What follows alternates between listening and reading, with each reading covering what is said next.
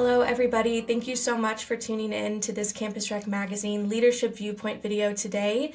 We're here with Paul from TinyMobileRobots. Paul, if you'd like to tell our viewers a little bit about yourself.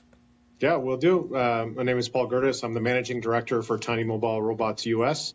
My main responsibility is the growth and development of the North American marketplace. So sales, distribution, and all of the functional leads in the marketplace report to me. So I'm here to make sure that everybody's successful, and I remove barriers so that they can do their job and move the business forward.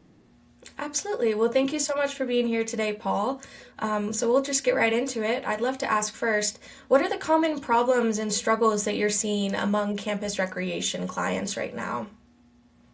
I would say that the top ones would be labor shortages. So departments struggling to find reliable turf management staff in particular, volunteers, et cetera. There's certainly something to be said about time constraints. So when you think about lining sports fields and putting marks in grass areas, traditional manual lining takes hours per sports field, takes quite a bit from a setup perspective.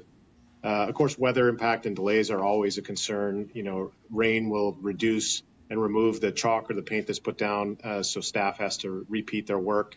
There's also a certain element of human error. So maybe some inaccurate measurements, they lead to crooked lines or wrong dimensions for specific fields. Sometimes that's pretty important depending on the level of play. Of course, tight budgets. Everybody has tight budgets, rising costs, they drain operational funding, et cetera.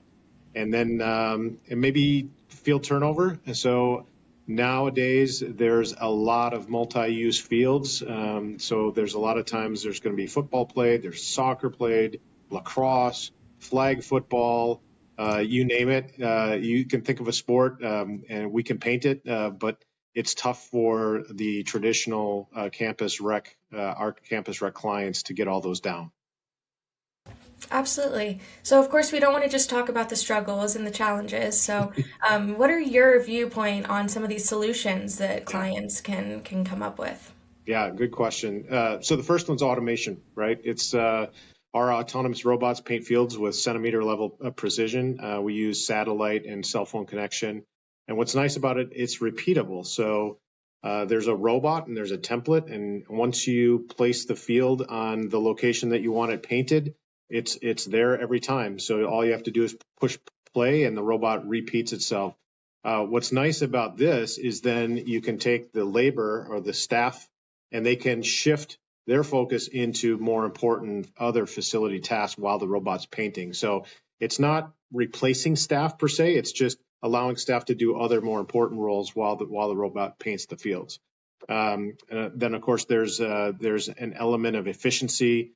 The robots use about 50% less paint per application, so there's a little bit of a time savings or a cost savings there, as well as less impact on the environment. There's predictive scheduling that comes along. Those templates allow lining anytime, even when it gets dark out. You can still push play on the robot, and the robot's going to paint even if you can't quite see everything that it's doing. And then, of course, what I mentioned before, the multi-sport flexibility. The software allows quick switches of layouts. You can go from soccer to lacrosse. You can actually finish a game of soccer, for example, have the robot come in, paint lines for lacrosse, and then play lacrosse right after once the paint dries. So it provides that functionality, provides a lot of flexibility for folks. That's pretty incredible. I love that example that you gave there. So, kind of going into more of these examples, I'd love to know, do you have a recent innovation that's been done by a Campus Rec client or a project that you could share that's kind of showcasing these solutions and what Campus Rec clients can expect? Yeah, sure. Two come to mind. One is we recently launched a new platform called Tiny Manager, and that platform allows the user to see all of the information of their fleet, and their fleet being one or two robots or whatever it might be. So we have a customer who just recently started using it. They can see the paint and the robot usage, and then they're able to schedule and plan maintenance on the unit. So they can see, okay, we cleaned out the pump here, or we took it in for service there, and what have you. And they're finding that as an easy way to see where things are going, how to take care of things and make sure that they've got the robots in the top performing condition possible. The second one would be, we had a student at a major university recently who is responsible for painting sports fields, and they reached out to one of our folks and asked about painting parking lots. And our team walked her through it over the phone, and she actually started the robot painting stalls in the parking lot while she was studying for her finals. So she's sitting there studying, the robot painted the entire parking lot. Shortly after, the facilities director stopped by, and he was so impressed that he donated part of his budget to buy all new uniforms for all the teams in their intramural sports. So it was pretty impressive that, number one, she was able to use it so quickly and figure that out. And then number two, it turned out so well that they saved a lot of money from the facilities budget as well. So it was pretty cool. That's amazing. I love that so much. What a great example of what campus rec centers can do, and the width of what you all can offer. So, yep.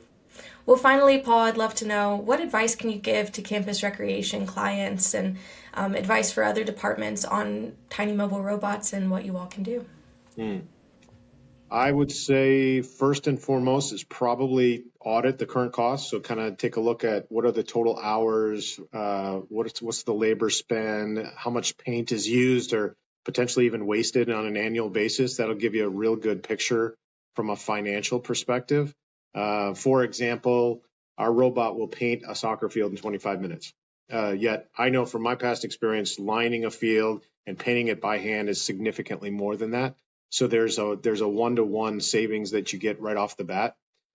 Two would be embracing technology. So viewing robotics as a staff multiplier, not necessarily a replacement for a person, but it allows somebody to do something else more important or have a bigger impact.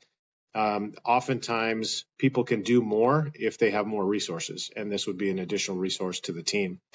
Third one would probably be maximizing field utility. So as I mentioned earlier, a lot of fields today are multi-used. Well, if you're using that facility to rent it out, you can boost your rental revenue. You may have some sponsors that you can leverage doing a custom logo on the field. Our robot will paint anything that we can put in it. So if you have some sponsors with their logo or for some type of event, you can leverage the robot for, and in addition to what I mentioned about parking lots.